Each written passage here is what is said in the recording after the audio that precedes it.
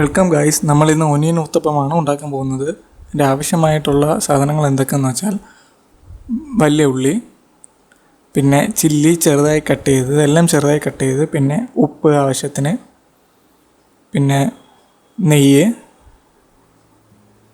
പിന്നെ ദോശമാവ് മിക്സ് ചെയ്ത് വെച്ചിരിക്കുന്നത്,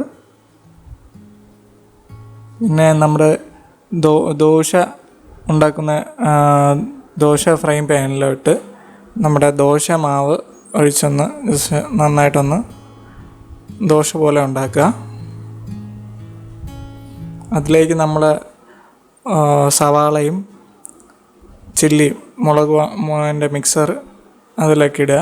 ഇപ്പം നമുക്ക് ഓനിയൻ ഊത്തപ്പം മെയിനായിട്ട് സവാളയും ചില്ലിയാണ് ഉപയോഗിക്കുന്നത്.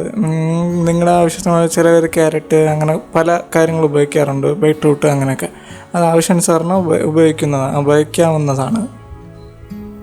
ഇതിലേക്ക് ഒരു പാത്രം എടുത്ത് ജസ്റ്റ് ഒരു 2 minutes ഒന്ന് അടച്ച് വയ്ക്കുക.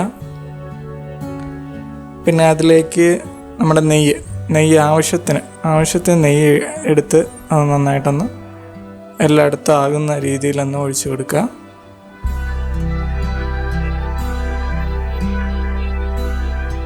ഒഴിച്ചതിന് ശേഷം ഒരു 20 seconds വെയിറ്റ് ചെയ്തിട്ട് ഒന്ന് മറിച്ചിടുക.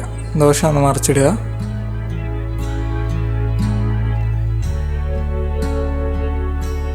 അത് നമ്മൾ മിക്സർ കഴിയുന്നതും കളയാതെ ഒന്ന് മറിച്ചിടുക. പിന്നെ ഒന്ന് ജസ്റ്റ് ഒന്ന് പ്രസ് ചെയ്തെടുക്കുക. എല്ലാ സൈഡും ഒന്ന് ജസ്റ്റ് ഒന്ന് എല്ലാം വീണ്ടും നല്ല അമങ്ങി വരുന്ന രീതിയിലൊന്ന് ജസ്റ്റ് ഒന്ന് എല്ലാം പ്രസ് ചെയ്തെടുക്കുക.